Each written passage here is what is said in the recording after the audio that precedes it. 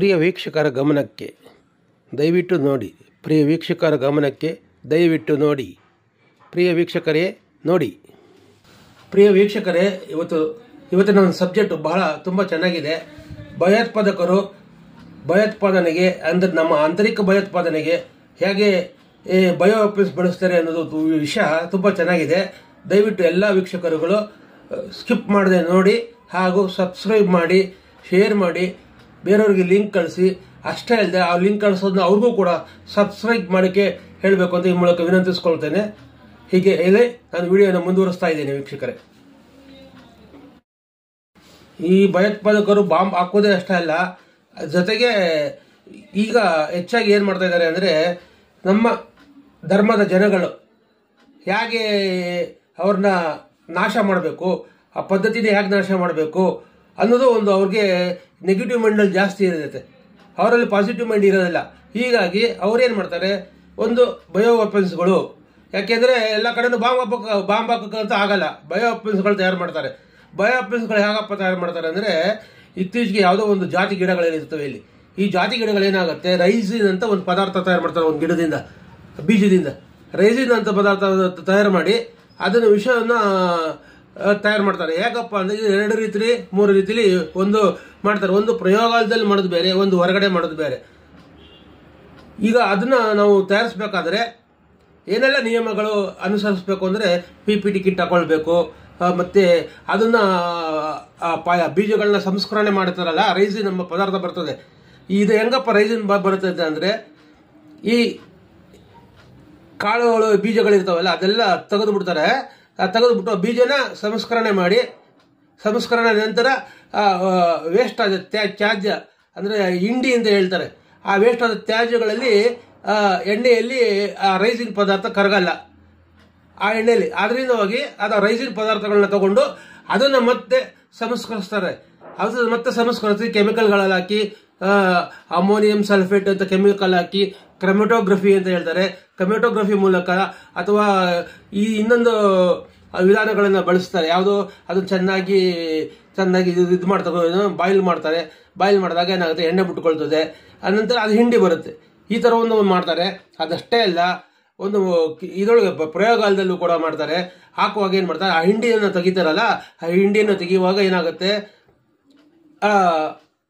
Raisin ನಮ್ಮ ವಿಷ ಪದಾರ್ಥ ನಾವು ಸೇವಿಸಿದಾಗ ಏನಾಗುತ್ತೆ, ಅದು ನಮಗೆ ಗಂಟ್ಲು ಉರಿ ಬರುತ್ತೆ, ಅಥವಾ ಶ್ವಾಸಕೋಶದ ಒಂದು ತೊಂದರೆ ಉಂಟಾಗುತ್ತೆ.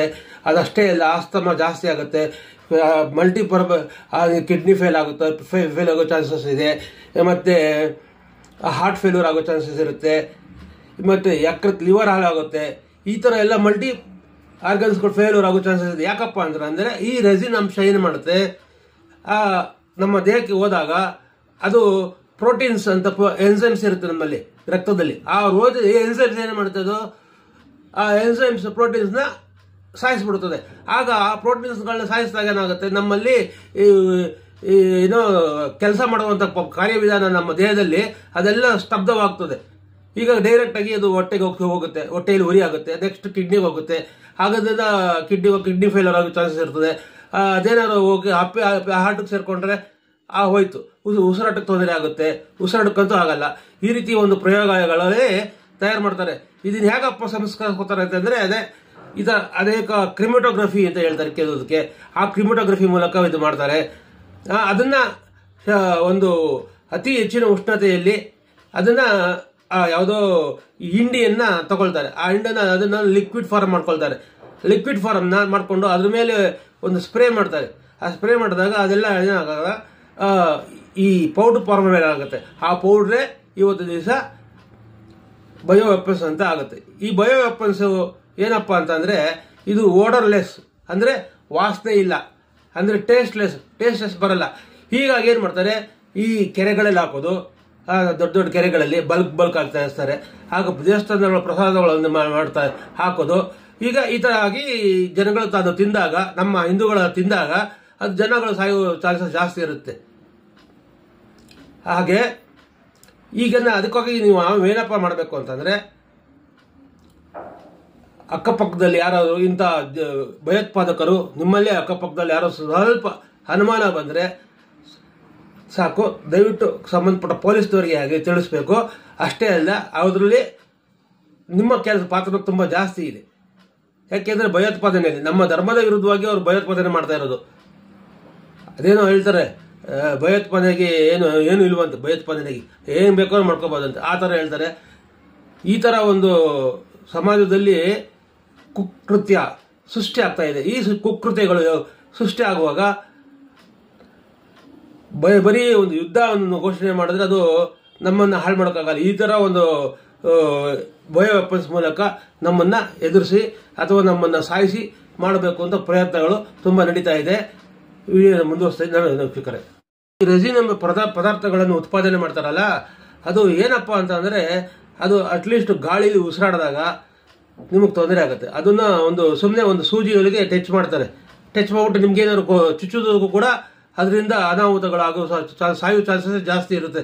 ಇದಕ್ಕೆ ಪ್ರಮುಖ ಏನಪ್ಪ ಅಂದರೆ, ಯಾವುದೇ ಆಂಟಿಡೋಟ್ ಇಂಜೆಕ್ಷನ್ಸ್ಗಳು ಇರೋದಿಲ್ಲ. ದಯವಿಟ್ಟು ತಿಳ್ಕೊಳ್ಳಿ, ಆಂಟಿಡೋಟ್ ಇಂಜೆಕ್ಷನ್ಸ್ಗಳು ಇಂಥ ಒಂದು ಪಾಯ್ಸನ್ಗೆ ಆಂಟಿಡೋಟ್ ಇಂಜೆಕ್ಷನ್ಗಳಿಲ್ಲ. ಕೆಲವು ವಿಷಕಾರಿ ಕೆಮಿಕಲ್ಗಳು ತಗೊಳ್ಳಿದಾಗ ಆಂಟಿಡೋಟ್ ಕೊಡ್ತಾರೆ ನಮ್ಮ ಆಸ್ಪತ್ರೆಗಳಲ್ಲಿ. ಹಾಗೆ ಇದಕ್ಕೆ ಈ ಆಂಟಿಡೋಟ್ ಪ್ರಕ್ರಿಯೆ ಇರಲ್ಲ. ಐವಿ ಫ್ಲೂಯಿಡ್ ಮತ್ತು ಅದು ಇದು ಏನೋ ಒಂದು ರೀತಿ ನಿಮಗೆ ತಕ್ಷಣಕ್ಕೆ ಚೇತರಿಸ್ಕೊಳ್ಳುವಂಥದ್ದು ಐವಿ ಫ್ಲೂಯಿಡ್ಸು ಕೆಲವೊಂದು ಪದ್ಧತಿಗಳಿದೆ. ಅದಷ್ಟೇ ಮಾತ್ರ ಇದು ಅನುಕೂಲಕ್ಕೆ ಬರ್ತದೆ. ಅದು ಏನು, ಕೆಲವೇ ಗೋಲ್ಡನ್ ಅವರ್ಸ್ ಅಂತ ಹೇಳ್ತಾರೆ. ಈ ಗೋಲ್ಡನ್ ಅವರ್ಸ್ಗಳಿಗೆ ನಾವು ಹೋದಾಗ ಮಾತ್ರ ಸ್ವಲ್ಪ ಬದುಕು ಚಾನ್ಸಸ್ ಜಾಸ್ತಿ ಇರ್ತದೆ. ಅಥವಾ ಟೈಮ್ ಇರ್ತು ಅಂದರೆ ಅದಕ್ಕೆ ತುಂಬ ಕಷ್ಟ ಆಗುತ್ತೆ. ಇದರಿಂದ ಜನಗಳು ಕೂಡ ಎಚ್ಚರಗೊಳ್ಬೇಕು. ವೀಕ್ಷಕರೇ, ಇತ್ತೀಚೆಗೆ ಈ ಬಯೋ ವೆಪನ್ಸ್ಗಳಲ್ಲಿ ಈ ಹೇಳಿದ್ದಲ್ಲ ರೆಸಿನ್ ಅನ್ನೋ ಒಂದು ಗುಜರಾತ್ ಅಲ್ಲಿ ಏನ್ ಮಾಡಿದ್ದಾರೆ, ಅದನ್ನ ಆ ರೆಸಿನ್ ಎಂಬ ಪದಾರ್ಥವನ್ನು ತಯಾರು ಮಾಡಿ ಇಟ್ಕೊಂಡಿರ್ತಾರೆ. ಇಲ್ಲ, ಅದು ಏನು ತಯಾರು ಮಾಡೋದು ಅಂದ್ರೆ ಸುಮ್ಮನೆ ಹುಡುಗಾಟ ಅಲ್ಲ.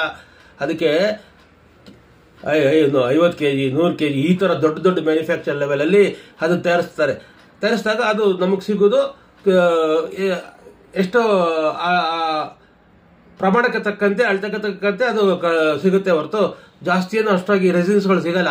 ಅದರಲ್ಲಿ ಜಾಸ್ತಿ ಪದಾರ್ಥಗಳನ್ನು ಉಪಯೋಗಿಸಿ ಹೆಚ್ಚಾಗಿ ಉಪಯೋಗಿಸಿ ತಯಾರು ಮಾಡೋದ್ರಿಂದ ಅದು ರೆಸಿನ್ ಉತ್ಪಾದನೆ ಆಗುತ್ತೆ. ಈ ರೆಸಿನ್ ಉತ್ಪಾದನೆ ಅದು ಏನಪ್ಪ ಪ್ರಮುಖವಾಗಿ ಏನಪ್ಪ ಮತ್ತೆ ಹೇಳ್ತಾ ಇದ್ದೀನಿ, ರೈಬೋಸಮ್ ಅಂದ್ಬಿಟ್ಟು ನಮ್ಮ ರಕ್ತದ ಇದರಲ್ಲಿ ಇರುತ್ತದೆ. ಅದನ್ನ ನಾಶಪಡಿಸಿದಾಗ ನಮ್ಮಲ್ಲಿರೋ ರಕ್ತ ಪರಿಚಲನೆ ಆಗಿರ್ಬೋದು, ಮತ್ತೆ ಅದನ್ನು ಅದು ಹೋದಾಗ ನಾವು ಉತ್ಪಾದನೆ ಸಾಮರ್ಥ್ಯಗಳು ಕಡಿಮೆ ಆಗುತ್ತೆ. ನಮ್ಮ ದೇಹದಲ್ಲಿ ಉತ್ಪಾದನೆ ಆಗ್ತದಲ್ಲ ಶಕ್ತಿಗೆ, ಅದು ರೈಬೋಸಮ್ಸ್ ನಾಶ ಆದಾಗ ಇದೇನು ಕೆಲಸ ಮಾಡಲ್ಲ, ಪಾಯ್ಸನ್ ಆಗಿ ಕನ್ವರ್ಟ್ ಆಗುತ್ತೆ, ಕೊನೆಗೆ ಪ್ರಾಬ್ಲಮ್ ಆಗುತ್ತೆ. ಅಷ್ಟು ಮಾಹಿತಿ ಇರಲ್ಲ. ಇದು ನನಗೆ ಗೊತ್ತಿರೋ ಮಟ್ಟಿಗೆ ಡಾಕ್ಟರ್ಗಳಿಗೆ, ಅದರಲ್ಲೂ ಟಾಕ್ಸಿಕಾಲಜಿ ಅಂತ ಸಬ್ಜೆಕ್ಟ್ ಇದೆ, ಅವ್ರಗಳಿಗಷ್ಟೇ ಅದು ಗೊತ್ತಾಗುತ್ತೆ, ಬೇರೆಯವ್ರಿಗೆ ಯಾರಿಗೂ ಗೊತ್ತಾಗಲ್ಲ. ಇದು ಬಹಳ ಕಾನ್ಫಿಡೆನ್ಷಿಯಲ್ ನಡೀತದೆ. ಇದು ಮ್ಯಾನುಫ್ಯಾಕ್ಚರ್ ಮಾಡೋದು ಇದೆಯಲ್ಲ, ಅದು ತುಂಬ ಕಾನೂನು ಬಾಹಿರ ಆಗಿದೆ. ಅದಕ್ಕೋಸ್ಕರವಾಗಿ ಈ ಗಿಡ ಏನಂದ್ರೆ ಎಲ್ಲಿ ಬೇಕಾದ್ರೂ ಬೆಳೀತದೆ. ಅಂಥ ಗಿಡಗಳು ಉಷ್ಣವಲಯಗಳಲ್ಲಿ, ಈಗ ನಮ್ದು ಟಾಪಿಕಲ್ ಕಂಟ್ರೀಸ್ ಅಂತ ಹೇಳ್ತೀವಿ, ಉಷ್ಣವಲಯಗಳಲ್ಲೇ ಜಾಸ್ತಿ ಇದು ಬೆಳೀತದೆ. ಅಂಥ ಬೀಜಗಳನ್ನ ಸಂಸ್ಕರಣೆ ಮಾಡಿ ಈ ಬರುವಂಥ ಹಿಂಡಿಯಲ್ಲಿ ಈ ರೆಸಿನ್ ಎಂಬ ಪದಾರ್ಥ ಕೊನೆಗೆ ಸಿಗುತ್ತದೆ. ತಿರುಳು ಅಂತ ಹೇಳ್ದಲ್ಲ, ಆ ತಿರುಳಲ್ಲಿ ಈ ಎಣ್ಣೆ ಜೊತೆಗೆ ಅದು ಬೆರ್ಕೊಳ್ಳಲ್ಲ. ಹಾಗಾಗಿ ಆ ತಿರುಳಿಂದ ಅದನ್ನ ಮತ್ತೆ ಅದು ಏನು ಮಾಡ್ತಾರೆ, ಎಕ್ಸ್ಟ್ರಾಕ್ಟ್ ಮಾಡ್ತಾರೆ ರೆಸಿನ್ನ. ಅದರಲ್ಲೇ ಎಕ್ಸ್ಟ್ರಾಕ್ಟ್ ಮಾಡಿ ತೆಗೆದಾಗ ಅದು ಬರೋದೇ ವಿಷಕಾರಿ ಅಂಶ. ಮತ್ತೊಮ್ಮೆ ಹೇಳ್ತಾ ಇದ್ದೀನಿ, ಈ ವಿಷಕಾರಿ ಅಂಶ ಹೆಂಗಿದೆ ಅಂದರೆ ಯಾವುದೂ ಕೂಡ ವಾಸನೆ ಬರಲ್ಲ, ಅದು ಟೇಸ್ಟ್ ಕೂಡ ಗೊತ್ತಾಗಲ್ಲ, ಈ ಥರ ಒಂದಿರುತ್ತೆ. ಹೀಗಾಗಿ ಅದು ನಮ್ಮನ್ನ ದೇಹಕ್ಕೆ ಆಕ್ರಮಣ ಮಾಡಲು ಸುಲಭವಾದ ಒಂದು ಪ್ರಕ್ರಿಯೆ ಆಗಿರ್ತದೆ. ಅದರಿಂದ ಸಾರ್ವಜನಿಕರು ಕೂಡ ಹೆಚ್ಚಾಗಿ ಗಮನ ವಹಿಸಬೇಕಾಗುತ್ತೆ. ವೀಕ್ಷಕರೇ, ಈಗಾಗಲೇ ನಾನು ಹೇಳಿದ್ನಲ್ಲ ರೆಸಿನ್ ಅಂತ ಒಂದು ಬೀಜ ಸಿಗುತ್ತೆ ಅಂತ. ಅದು ಮುಳ್ಳಿನ ಗಿಡ, ಕಾಯಿ ಸ್ವಲ್ಪ ಮುಳ್ಳು ಥರ ಇರ್ತದೆ. ಅಪ್ಪಿತಪ್ಪಿ ನೀವೇನಾದ್ರು ಅದನ್ನು ಮುಳ್ಳನ್ನು ಮುಟ್ಟಿ ಅದು ಚುಚ್ಚಿಕೊಂಡ್ರೆ ರ್ಯಾಷಸ್ ಆಗುತ್ತೆ. ಅಷ್ಟೇ ಅಲ್ಲದೆ ಸ್ಕಿನ್ ಅಲರ್ಜಿ ಆಗುತ್ತೆ. ಅಂಥ ವಿಷಕಾರಿ ಅಂಶದ ಗಿಡ ಅದು.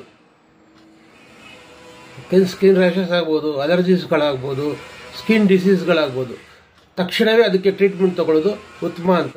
ಚುಚ್ಚಿಕೊಂಡಾಗ ತಕ್ಷಣವೇ ಸ್ಕಿನ್ ಡಾಕ್ಟರ್ಗೆ ಹೋಗಿ ಸಂಪರ್ಕಿಸಿ ಟ್ರೀಟ್ಮೆಂಟ್ ತಗೊಳ್ಳೋದು ಉತ್ತಮ ಅಂತ ಹೇಳಿ ವಿಡಿಯೋ ಮುಂದುವರಿಸ್ತಾ ಇದ್ದೀನಿ. ರೆಸಿನ್ ಎಂಬ ಪದಾರ್ಥ ಏನಿದೆ ತಕ್ಷಣಕ್ಕೆ ಅದು ಬೇರ್ಪಡಿಸಿದಾಗ ಅದು ಗೊತ್ತಾಗಲ್ಲ. ಅದನ್ನ ಏನಾಗತ್ತೆ, ಕೆಲವೊಂದು ದ್ರಾವಣ ಬರುತ್ತೆ, ಆ ದ್ರಾವಣದಲ್ಲಿ ಹಾಕಿದಾಗ ಅದು ಬೇರ್ಪಡುಗೊಳ್ಳುತ್ತದೆ. ರೆಸಿನ್ ಎಂಬ ಪದಾರ್ಥ ಅದು ಬೇರೆ ಇರುತ್ತದೆ, ಈ ಮೇಲೆ ತೆಳುವ ಅಂಶ ಬೇರೆ ಬರುತ್ತದೆ. ಹೀಗಾಗದ ಅದು ಕೊನೆಗೆ ಏನು ಮಾಡ್ತಾರೆ, ಅದನ್ನು ಶುದ್ಧೀಕರಿಸಿ, ಲಿಫೋಲೈಸೇಷನ್ ಅಂತ ಹೇಳ್ತಾರೆ, ಶುದ್ಧೀಕರಿಸಿ ಅದನ್ನು ಪೌಡರ್ ಫಾರ್ಮ್ ತರ್ತಾರೆ, ಇಲ್ಲ ಲಿಕ್ವಿಡ್ ಫಾರ್ಮ್ ತರ್ತಾರೆ.